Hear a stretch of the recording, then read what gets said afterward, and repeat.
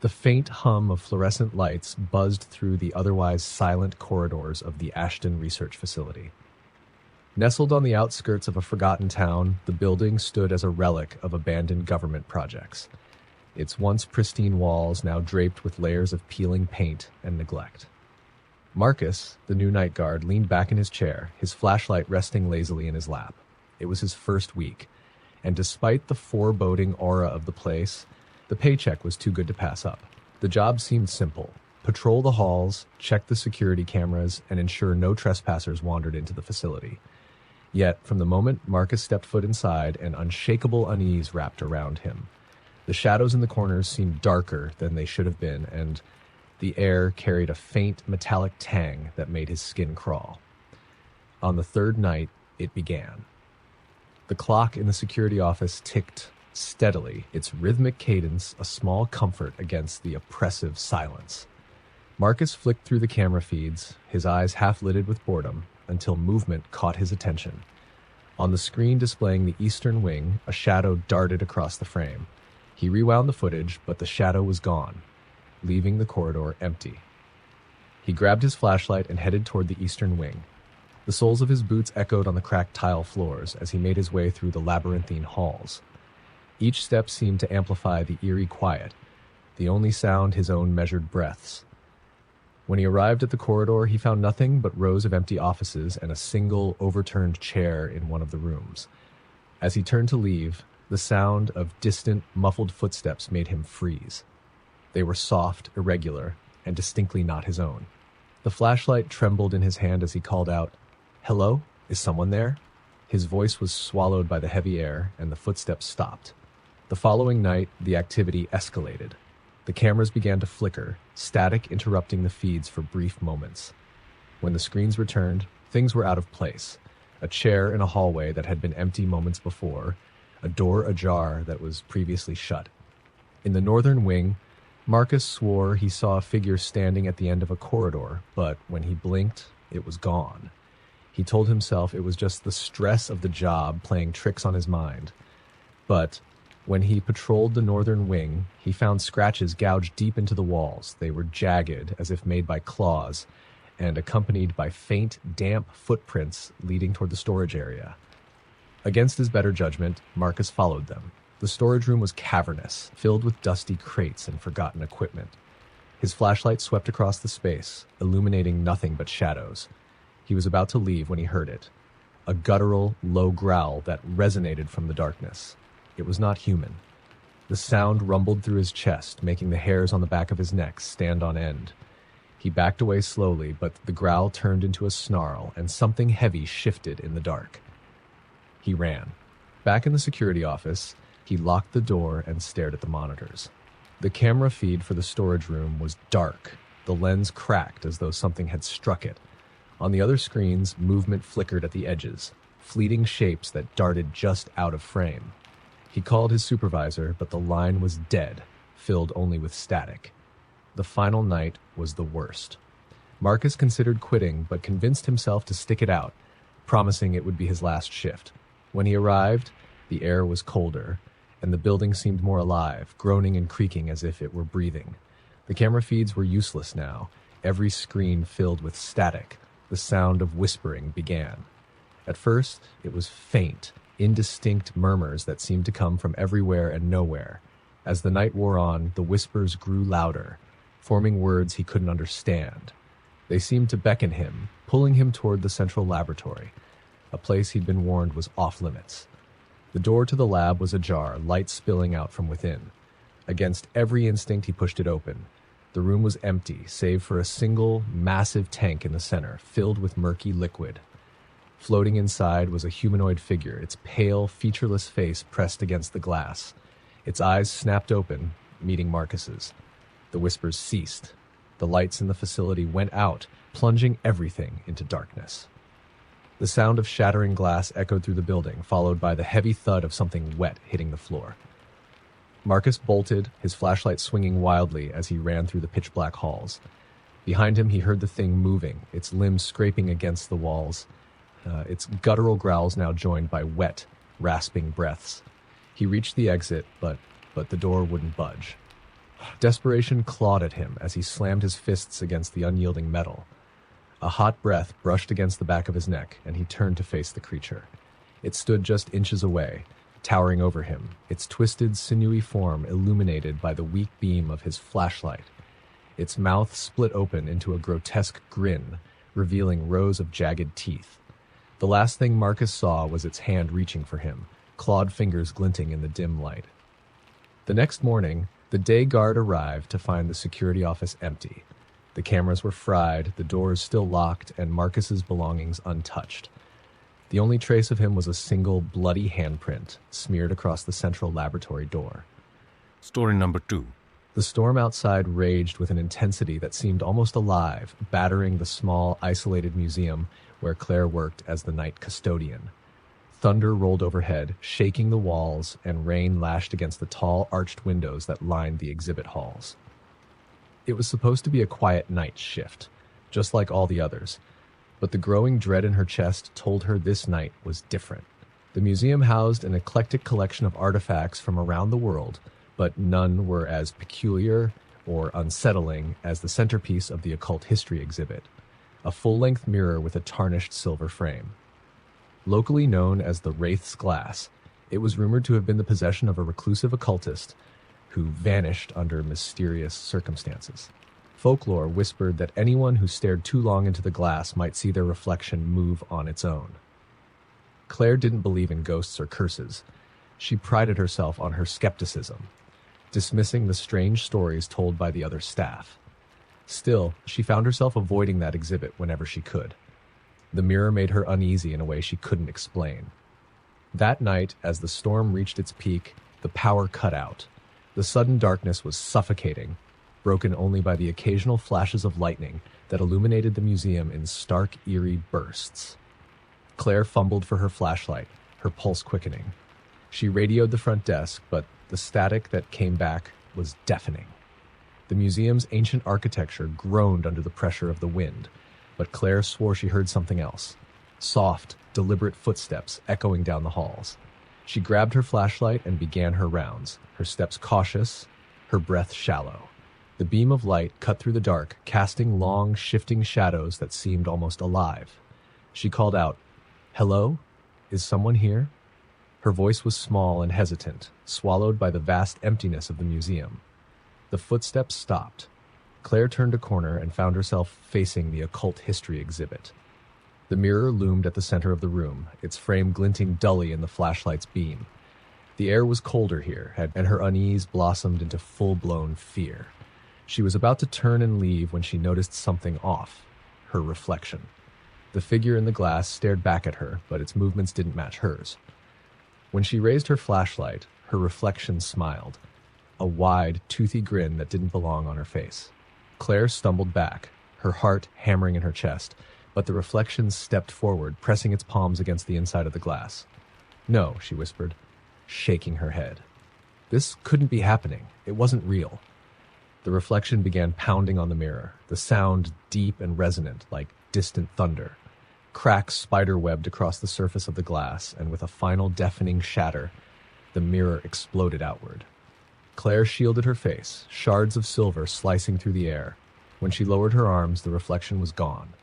But she wasn't alone. Standing in the center of the room was a figure. Her, but not her. Its face was twisted, its eyes hollow and black, its grin stretched unnaturally wide. The thing tilted its head, mimicking her terror-stricken expression with exaggerated mockery. Claire backed away, her flashlight flickering. "Stay away," she pleaded, her voice trembling. The doppelganger stepped closer, its movements jerky and unnatural, as if it were a puppet on invisible strings.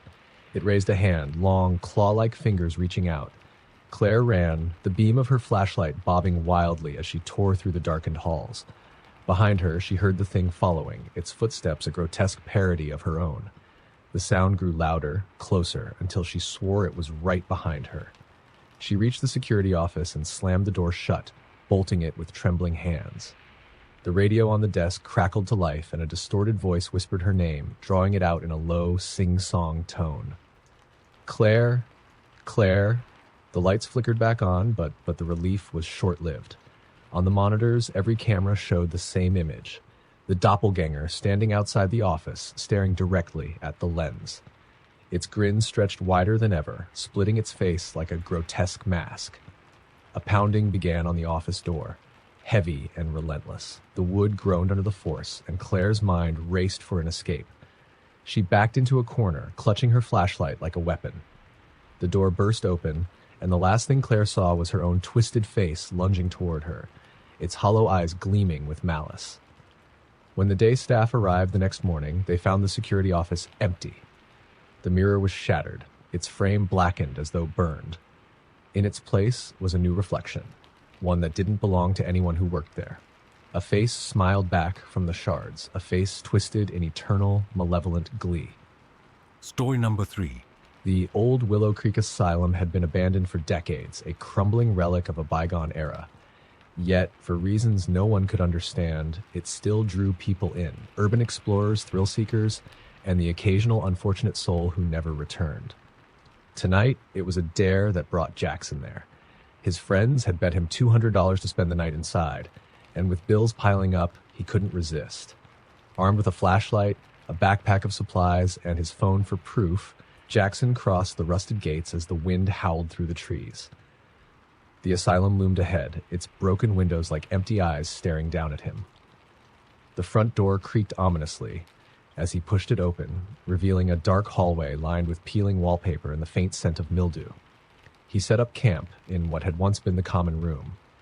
The space was littered with broken furniture and faded murals of cheerful scenes that felt out of place in the grim surroundings.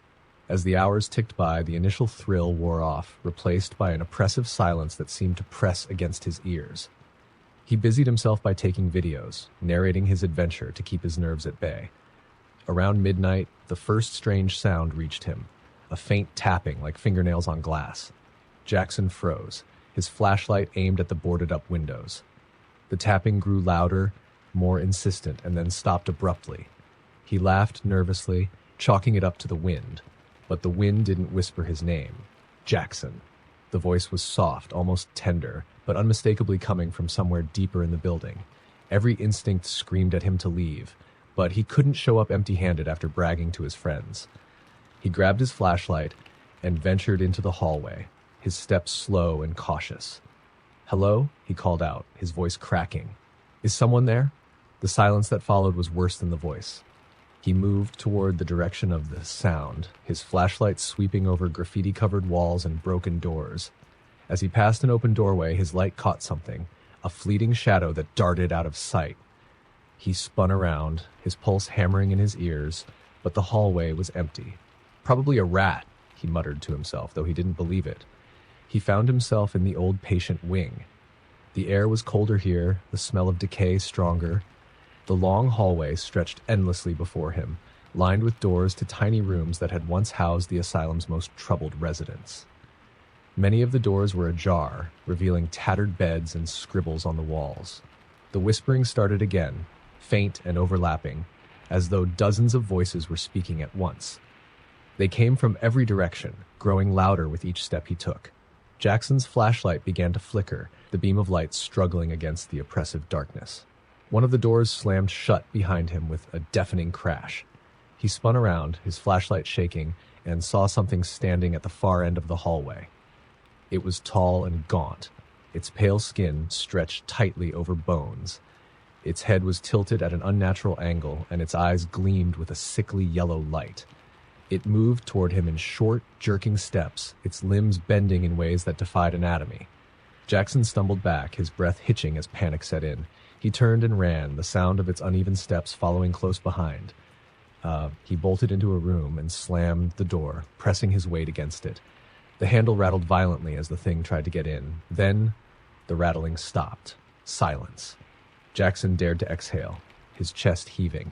He looked around the room and realized with mounting horror where he was. The padded walls and the chains bolted to the floor left no doubt. This was a solitary confinement cell. The door creaked open slowly, though he hadn't touched it. The hallway outside was empty, but the whispering had returned, louder than before. It filled his head, drowning out his thoughts as shadowy figures began to materialize in the corridor. They were patient-shaped but wrong, their features distorted, their movements erratic. He backed into the corner of the room, his flashlight dying completely, leaving him in pitch darkness. The whispering turned to laughter, low, guttural, and filled with malice. His phone buzzed in his pocket. Hands trembling, he pulled it out and saw a notification. Live recording started. Confused, he looked at the screen. It showed him, from above. The image was grainy, but there was no mistaking the view of himself crouched in the corner of the room. Then the camera angle shifted, as though someone, or something, was holding the phone and walking toward him. Jackson screamed as the screen went black. The next morning, his friends arrived at the asylum's gates, ready to mock his cowardice. But Jackson was gone. Inside, they found his phone lying in the common room. It had a single video on it, one they wished they had never watched.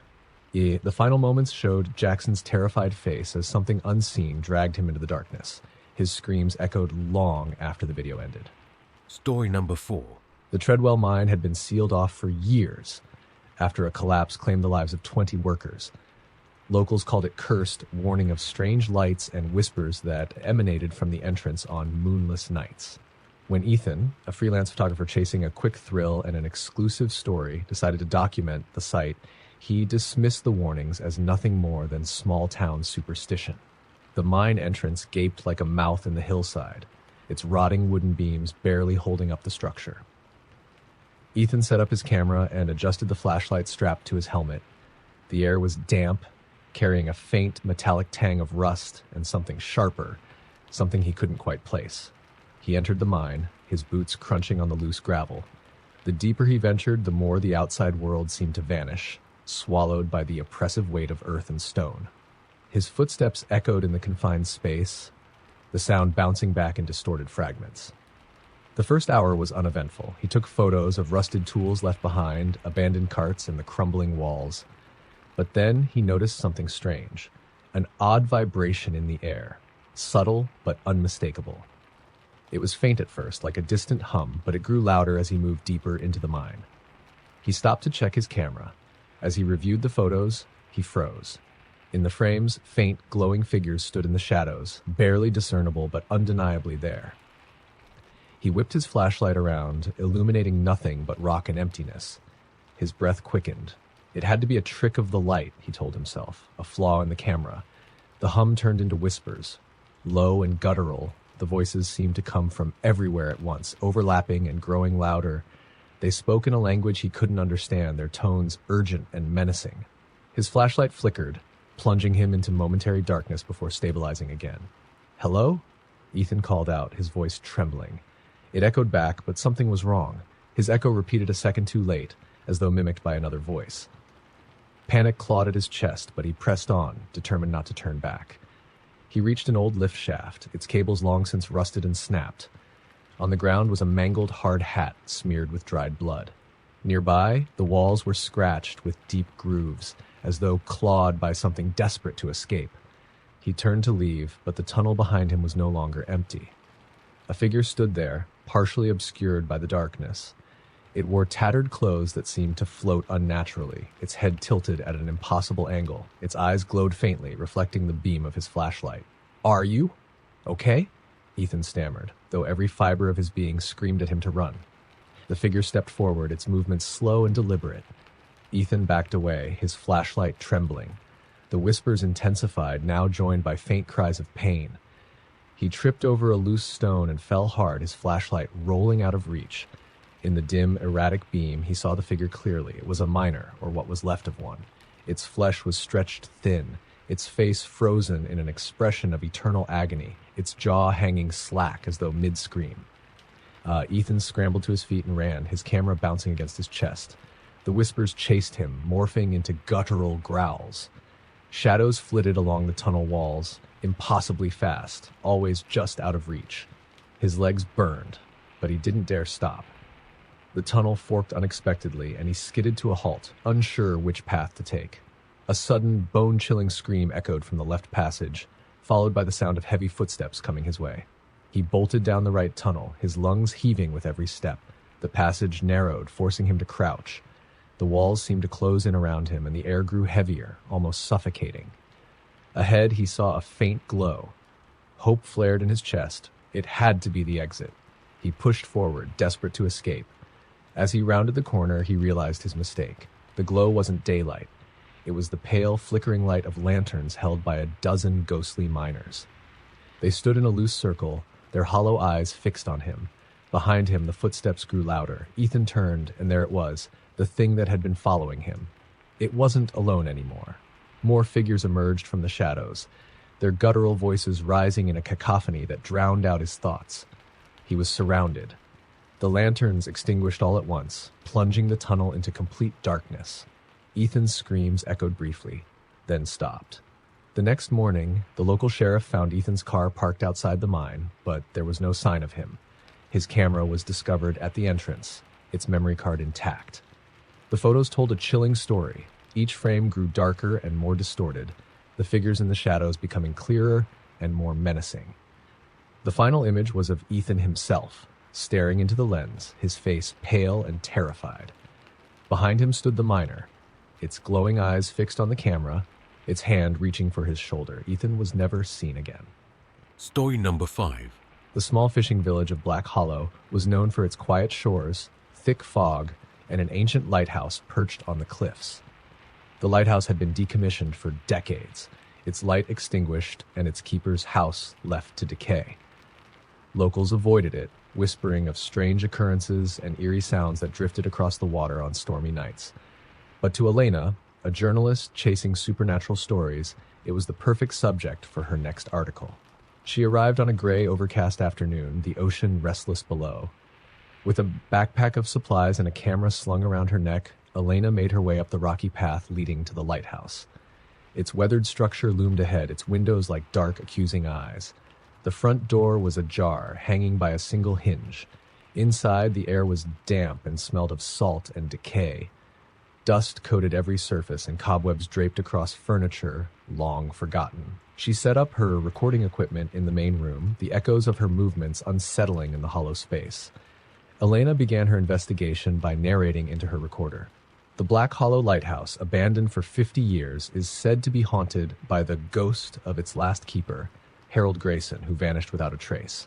Locals claim to hear his footsteps pacing the tower at night, accompanied by the sound of the foghorn, though it hasn't worked in decades. As dusk fell, the atmosphere inside the lighthouse grew heavier, the air colder. She climbed the spiral staircase to the lamp room, her footsteps echoing eerily. At the top, she found the shattered remains of the old lamp, its glass fogged with age.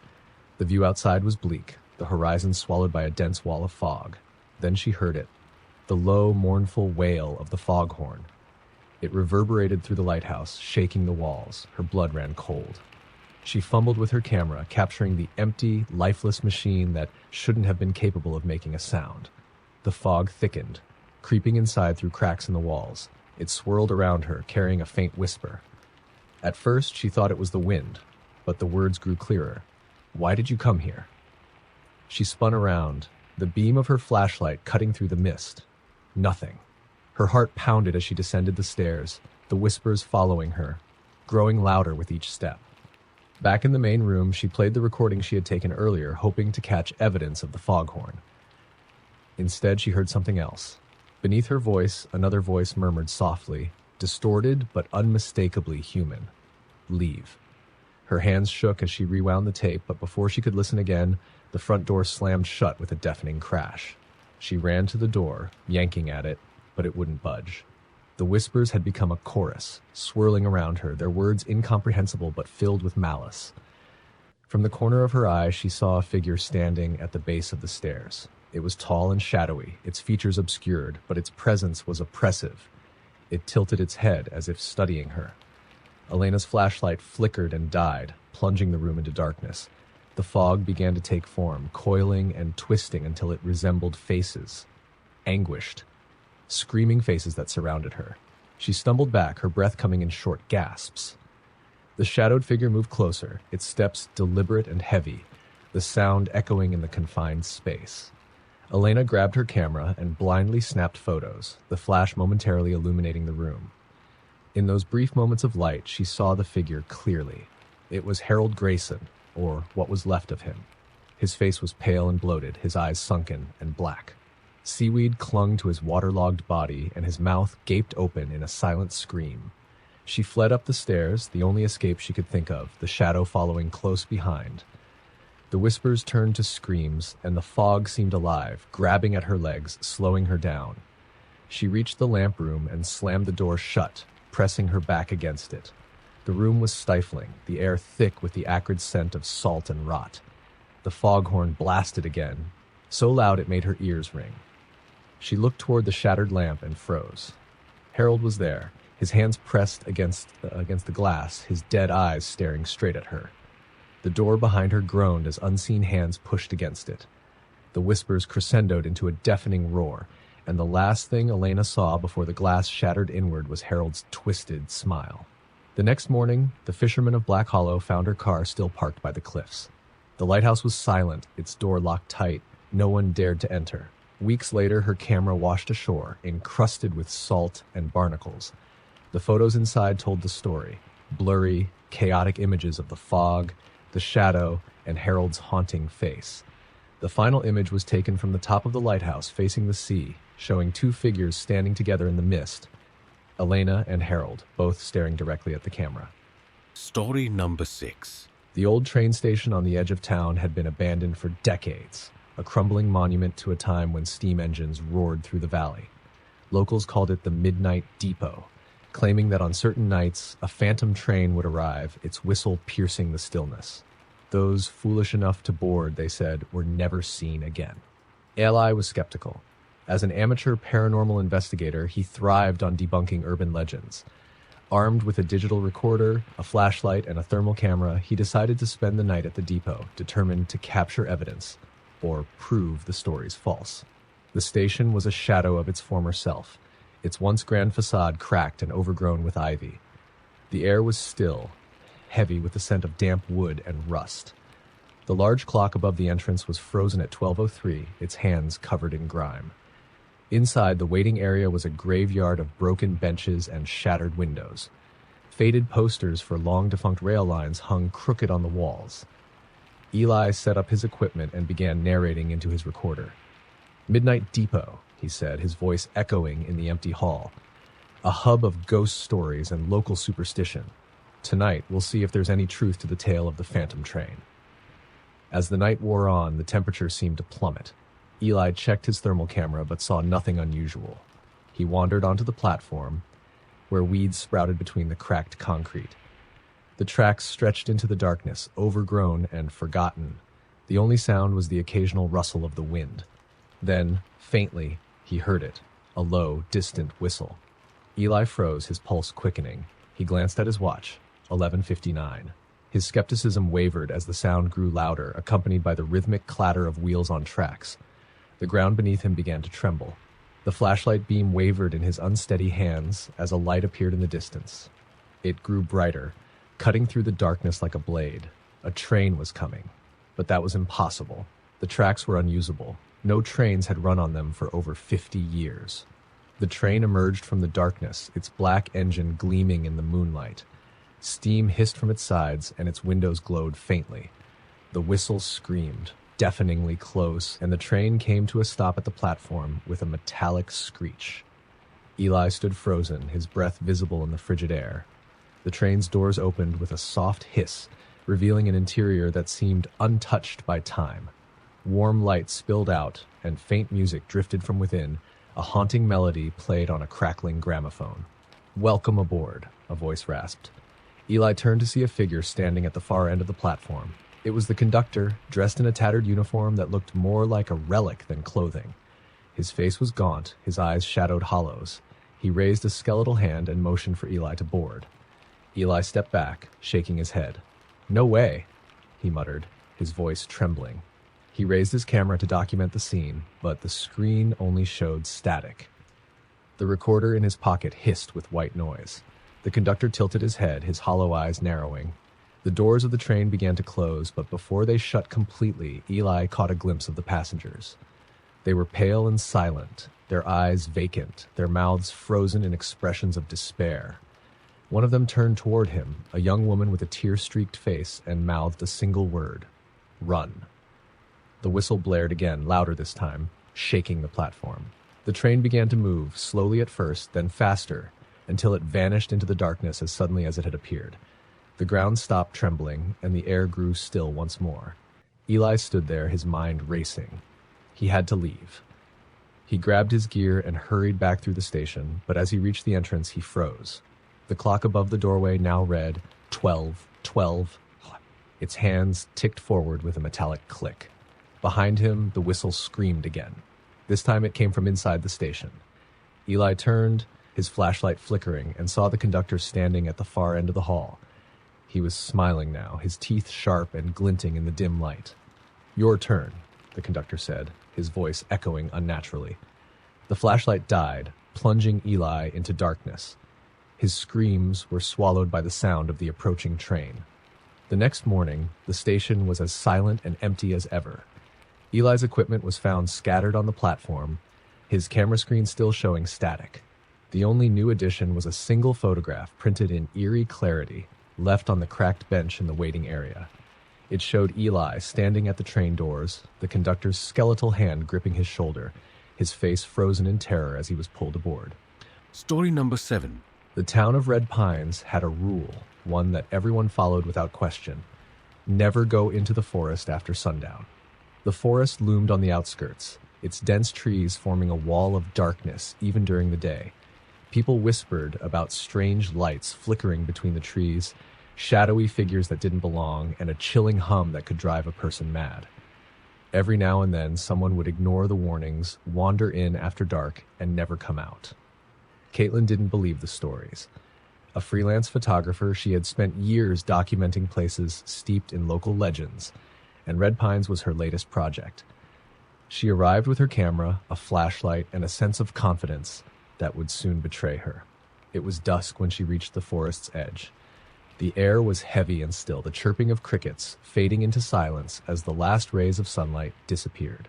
Caitlin snapped a few photos of the gnarled trees and dense undergrowth, her curiosity driving her further in despite the deepening shadows. The forest floor was soft and damp, muffling her footsteps. At first, everything seemed normal. The trees swayed gently in the breeze, and the air smelled of pine and earth. But as darkness fell, the atmosphere shifted. The air grew colder, and the silence became oppressive, as though the forest itself was holding its breath. Then, she heard it, a low hum, so faint it was almost imperceptible. It seemed to vibrate in her bones, more felt than heard. She stopped and looked around, her flashlight casting long, trembling shadows. "Probably the wind," she muttered, though the words felt hollow. The hum grew louder, accompanied by flickers of light deeper in the forest. At first she thought it was fireflies, but the lights were too steady, their movements too deliberate. They pulsed in and out of sync, forming strange patterns that made her head swim. She raised her camera and snapped a photo. The flash lit up the forest for a brief second, revealing something. Caitlin couldn't quite process what she'd seen. A figure, impossibly tall and thin, its limbs stretching unnaturally. It had no face, only a smooth surface where features should have been. And it was watching her. Her breath caught in her throat as the hum grew louder, almost deafening now. The lights swirled around her, faster and more erratic, casting shifting shadows that made it impossible to tell what was real.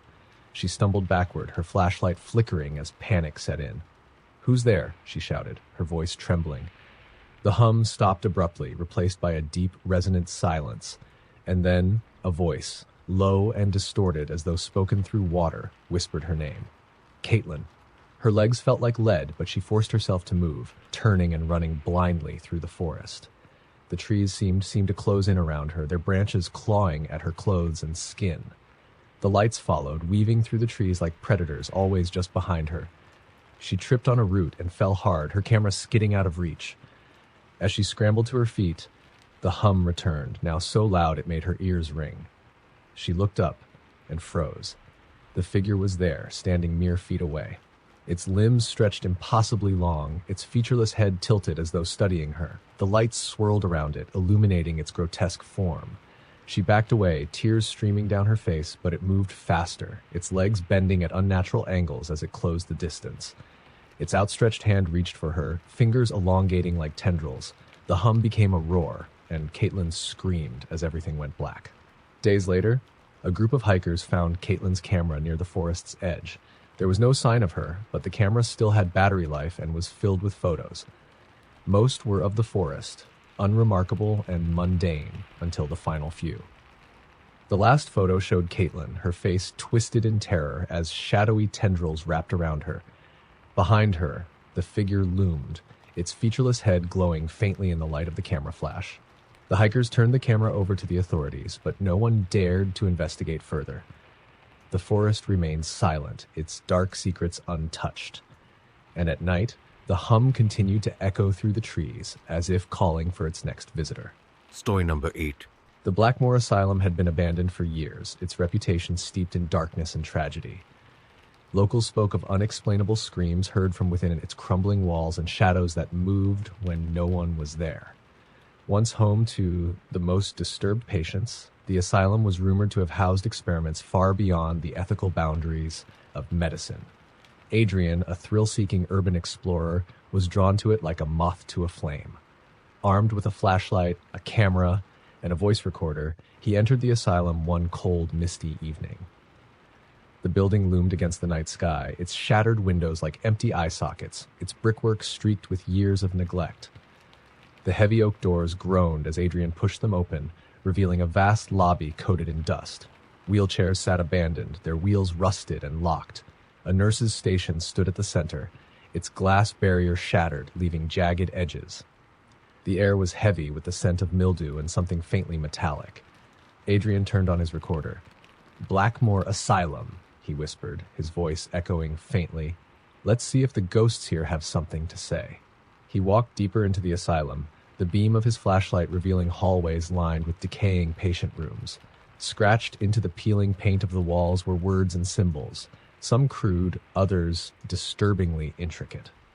A single phrase appeared again and again: "It's not just in your head." The first hour was uneventful. He photographed rusted gurneys, decayed mattresses, and graffiti left by previous trespassers. Then, as he stepped into what had once been the common room, the temperature dropped abruptly. His breath puffed out in visible clouds, and the hairs on his arms stood on end. His flashlight flickered, and a faint sound reached his ears, a dragging noise, like something heavy being pulled across the floor. It came from the hallway he had just walked through. He turned, but the hallway was empty. Adrian's pulse quickened. He held up his recorder. "If someone's there, make a sound," he said, his voice shaky. The dragging noise stopped, replaced by silence. For a moment, he thought he had imagined it. Then, faintly, a voice whispered through the stillness, "Leave." His recorder caught it, clear as day. Adrian's heart raced, but he pressed on, determined to uncover more. He followed the sound to the stairwell leading to the basement. The air grew heavier as he descended, the darkness swallowing the weak beam of his flashlight. The basement was worse than he imagined. The walls were lined with rusty chains, and the floor was littered with broken glass and unrecognizable stains. At the far end of the room stood a row of padded cells, their doors hanging ajar. As Adrian stepped closer, his recorder crackled to life, emitting a low, guttural growl. He froze, his flashlight trembling. The air seemed to vibrate with unseen energy, and a faint sound echoed from one of the cells, a rhythmic banging, as if someone were slamming their fists against the wall. He approached the source, his camera at the ready. Peering into the cell, he found it empty, save for a single rusted bed frame and scratch marks gouged deep into the walls. But as he turned to leave, the cell door slammed shut with a deafening clang, trapping him inside. Adrian screamed and pounded on the door, but it wouldn't budge. His flashlight flickered wildly, casting chaotic shadows. The banging sound started again, louder and closer this time. Then, from the corner of the cell, a figure began to materialize. It was a woman, her hospital gown torn and stained with blood. Her face was gaunt, her eyes wide and glassy, her mouth twisted into a grotesque smile. She tilted her head, her voice rasping like nails on glass. "It's not just in your head." Adrian backed into the corner, his camera snapping photos wildly. The woman moved closer, her limbs jerking unnaturally, her eyes locked on his. The room filled with whispers, overlapping and growing louder until they became an unbearable roar. His flashlight died, plunging the cell into darkness. The last thing Adrian felt was an icy hand wrapping around his throat. The next morning, the asylum was quiet. A local patrol officer investigating a report of strange lights found Adrian's backpack and camera on the basement floor. The padded cell door stood wide open. The camera contained dozens of photos. The first few were ordinary shots of the asylum, but as the photos progressed, the images became distorted. Dark streaks, shadowy figures, and finally, the woman. The last photo showed her face inches from the lens, her twisted smile frozen in stark clarity. Adrian's body was never found. The only thing left of him was the recording, which ended with his terrified screams and a voice whispering softly, "Now it's in yours."